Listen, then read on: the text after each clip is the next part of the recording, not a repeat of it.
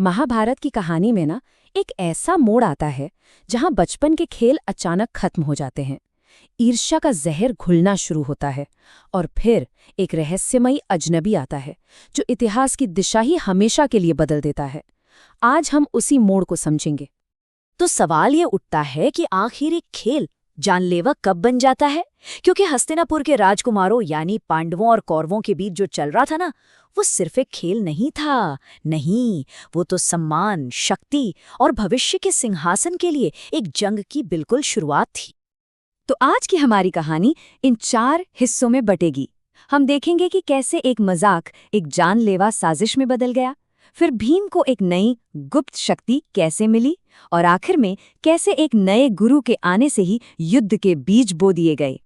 तो चलिए कहानी की शुरुआत करते हैं हस्तिनापुर से।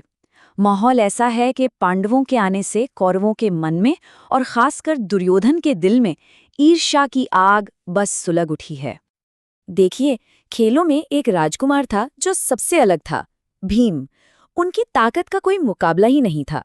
वो खेल खेल में ही सभी 100 कौरव भाइयों को एक साथ पछाड़ देते थे।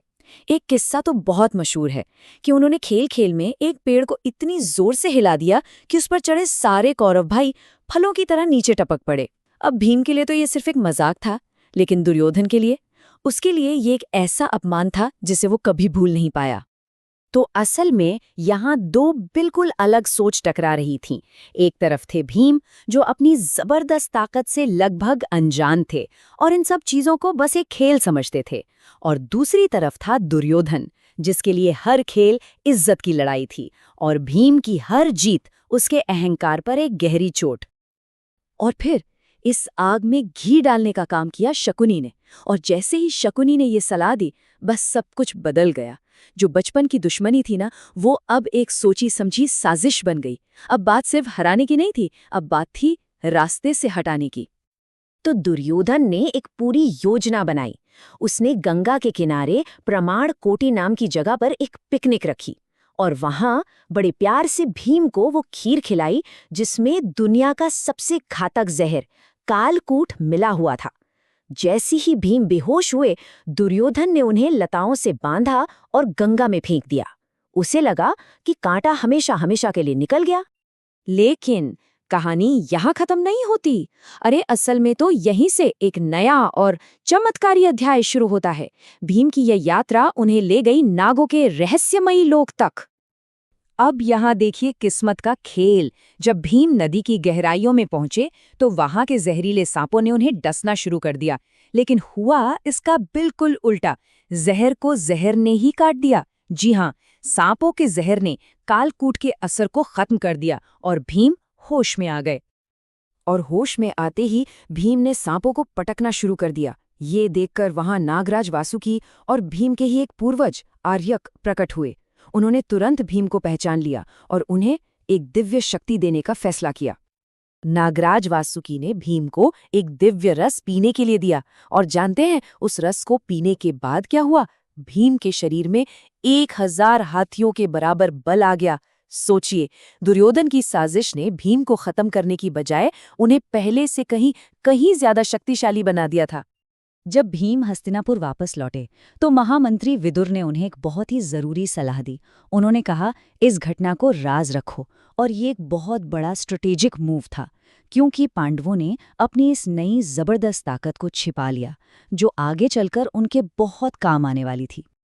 तो चलिए अब कहानी में कुछ महीने आगे चलते हैं। एक दिन राजकुमार लोग एक मामूली सा खेल खेल रहे थे कि तभी एक ऐसी घटना घटी जिसने एक नए और बेहद शक्तिशाली किरदार की एंट्री करा दी। हुआ यूं कि खेलते खेलते राजकुमारों की गेंद एक सूखे कुएं में जा गिरी। अब सारे राजकुमारों ने अपनी पूरी ताकत और बुद्धि लगा दी, लेकिन कोई भी उस गेंद को बाहर नहीं निकाल पाया। इससे पता चलता था कि अभी उन्हें कितना कुछ सीखना बाकी है। और तभी वहां एक सांवले रंग के ब्राह्मण पहुंचे। उन्होंने राजकुमारों के घमंड को सीधी चुनौती दी। कहा, तुम भरतवंश के होकर एक मामूली गेंद नहीं निकाल सकते। अब मेरी विद्या का कमाल देखो। यह कोई और नहीं बल्कि गुरु द्रोणाचार्य थे। और जो उन्होंने किया वो किसी चमत्कार से कम नहीं था। उन्होंने अपनी अंगूठी भी कुएं में फेंक दी। फिर जमीन से घास के कुछ तिनके उठाए, उन पर मंत्र फूंका और उन्हें बाण की तरह एक एक करके कुएं में चलाया। और देखते ही देखते वो तिनके एक दूसरे से जुड़कर एक जंजीर बन गए और उस जंजीर से गेंद और अंगूठी दोनों बाहर आ गए। ऐसा हुनर राजकुमारों ने अपनी जिंदगी में पहले कभी नहीं देखा था। बस द्रोणाचार्य के इस एक चमत्कार ने हस्तिनापुर के सारे दरवाजे उनके लिए खोल दिए। राजकुमारों की ट्रेनिंग का एक नया युग शुरू होने वाला था। लेकिन इस गुरु का अपना एक छिपा हुआ मकसद भी था। राजकुमार तो इतने प्रभावित हुए कि भागे धागे भीष्म पितामह के पास पहुंचे। भीष्म ने पूरी बात सुनते ही पहचान लिया कि ये कोई साधारण ब्राह्मण नहीं, ये तो युद्ध कला के महान आचार्य द्रोण हैं। उन्होंने जरा भी देर नहीं की और द्रोण को कौरवों और पांडवों का राजकीय गुरु नियुक्त कर दिया। लेकिन द्रोणाचार्य ने ये पद एक शर्त पर स्वीकार किया। उन्होंने कहा कि जब शिक्षा पूरी हो जाएगी तो वो अपनी गुरुदक्षिणा मांगेंगे और शिष्यों को उसे पूरा करने का वचन देना होगा। इस सीधी सी बात में एक बहुत गहरा राज छिपा हुआ था, और वो राज था राजा द्रुपद से बदला।